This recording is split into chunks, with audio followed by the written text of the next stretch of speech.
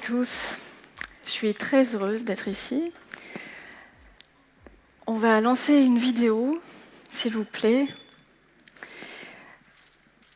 Il existe une expression en français, un point c'est tout, qu'on utilise en général pour mettre un terme à une conversation. Et moi, ce que j'ai envie de vous montrer aujourd'hui, c'est qu'avec un point, avec un pixel, la plus petite unité numérique, on peut raconter beaucoup. On peut inventer un monde sensible et numérique.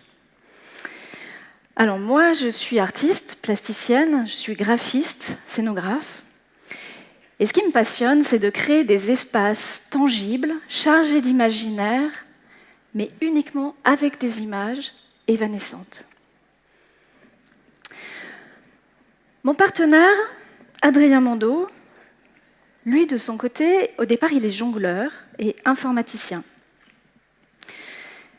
Et en fait, un jour, en 2006, il a commencé à programmer un logiciel qui s'appelle eMotion, pour Electronic Motion, parce qu'il avait envie de pouvoir jongler avec des images de la même façon qu'il jonglait avec des balles, de façon intuitive et sensible. Et l'axiome de son premier spectacle, c'était qu'est-ce qui reste du jonglage quand on enlève les balles ? Alors depuis 2011, on forme un binôme de création et de direction artistique d'une compagnie qui porte notre nom, Adrien M et Claire B, et qui se situe à l'intersection entre le champ des arts numériques et du spectacle vivant. Alors notre projet artistique, c'est véritablement de rendre les images vivantes et de placer l'humain au cœur de celles-ci. Les logiciels qu'on utilise, on les programme au cas par cas. Les machines, on les construit sur mesure. Et en fait, les outils, ils sont toujours en mouvement, comme les créations. Et ils s'adaptent à chaque nouveau projet. Alors, on crée des spectacles. Ici, vous voyez un extrait du spectacle cinématique. On participe aussi régulièrement à des créations collaboratives. Là, c'est un extrait du spectacle Pixel qu'on a créé avec Mourad Merzouki et le CCN de Créteil. Et puis, on crée aussi des installations. Alors, pourquoi ? Eh bien, parce qu'un jour, on a eu envie, en fait, de permettre aux spectateurs, aux gens qui sont dans la salle, comme vous, de rentrer dans le décor. Et c'est de là qu'est née une première exposition qui s'appelle XYZT, les paysages abstraits. Alors c'est une exposition qui est véritablement pensée comme une promenade dans une nature revisitée. Mettre les mains dans le sable, traverser une rivière, écarter les feuilles d'un arbre pour voir la lumière à travers. Alors, toutes les formes graphiques qu'on utilise se comportent selon des règles physiques et des modèles mathématiques. C'est vraiment l'axe vraiment essentiel de notre recherche, c'est d'utiliser finalement des mouvements qui sont chargés de signification et chargés d'imaginaire parce que les sens les reconnaissent. Alors par exemple, si on voit des lettres tomber comme des petits cailloux, on va ressentir quelque chose, mais si on voit ces mêmes lettres flotter comme des flocons de neige, on va ressentir autre chose. Alors même que dans les deux cas, ce sont de simples lettres blanches sur un fond noir. Notre travail, c'est ça, c'est d'écrire avec l'imaginaire. Alors ça ne nous intéresse pas, vous l'avez bien vu, de créer des images qui seraient toutes seules à l'abri des écrans. Nous, ce qu'on cherche à faire, c'est de les transformer en paysages, en partenaires de jeu, reliés au corps, interagissant, dialoguant avec le corps, de manière sensible et organique.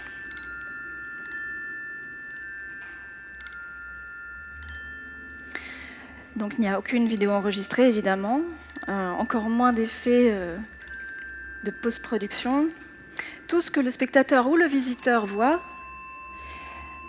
est réalisé en live, en direct. Les animations sont générées en temps réel. Alors l'illusion, le trompe-l'œil et le jeu sont vraiment au cœur de notre recherche.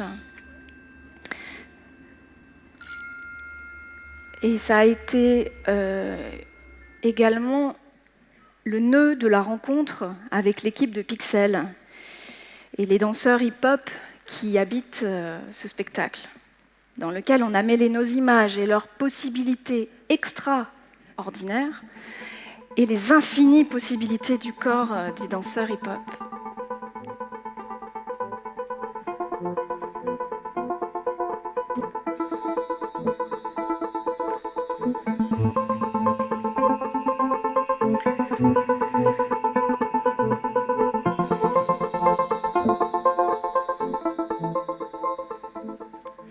Alors pour créer ce dialogue corps-image, on n'utilise pas de capteurs sur le corps des danseurs et rarement sur scène. En fait, les capteurs, ça a très peu d'imagination et ça manque même cruellement d'intuition. Donc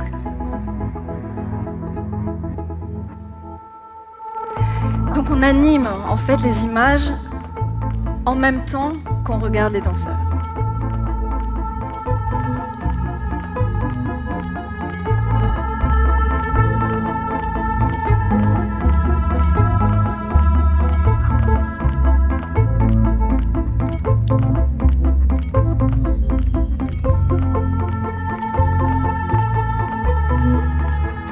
Alors animer les images en même temps qu'on regarde les danseurs, qu'est-ce que ça signifie exactement ? Eh ben, on est en régie, là, tout au fond ou tout en haut, avec une tablette graphique et un stylo, et on fait bouger les points, on les rassemble, on les disperse, on crée des vides, on crée des pleins, ou alors on est avec nos 10 doigts sur un iPad. C'est une régie qui est extrêmement tactile, qui est extrêmement sensible.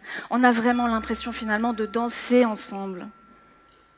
Et ça, c'est quelque chose que j'ai envie de vous transmettre aujourd'hui, c'est le potentiel sensible et sensuel, même pratiquement, du numérique. Ici, vous voyez un extrait du spectacle Akanaï, qui est une performance dansée pour une danseuse dans un volume d'images. Et à nouveau, dans ce cas de figure, on joue les marionnettistes.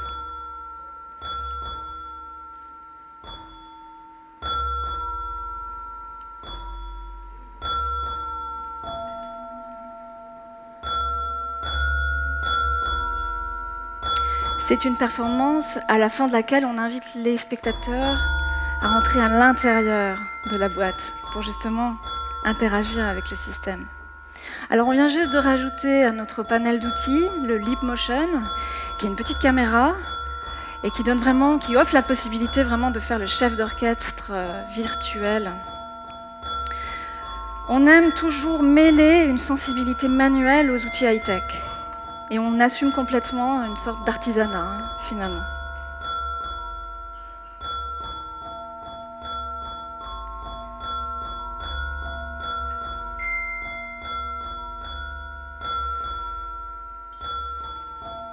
Alors, vous en dire un tout petit peu plus sur Akanaï, qui, dans la langue japonaise, définit ce qui est impermanent, fragile, évanescent, transitoire, entre le rêve et la réalité. Alors c'est un mot très ancien qui évoque une matière insaisissable associée à la condition humaine et sa précarité, mais aussi à la nature. Et il s'écrit en conjuguant 2 idéogrammes, celui qui représente l'homme et celui qui représente le songe. C'est un collage poétique, un mot qui a été vraiment notre source d'inspiration, la première pierre à la création de ce projet.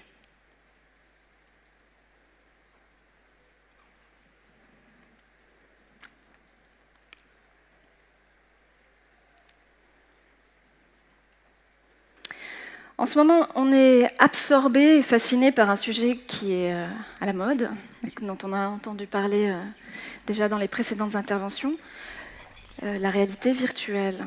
Alors là, on vient de créer un prototype d'une œuvre immersive pour Oculus, qu'on a réalisé sur mesure pour la bibliothèque de la Maison d'Ailleurs, en Suisse, qui est le musée de la science-fiction et des voyages extraordinaires.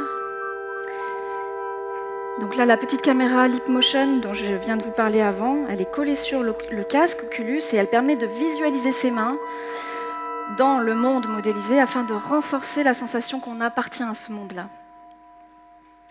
Et je peux vous jurer qu'on a vraiment l'impression de manipuler, de sentir les lettres à l'intérieur des mains.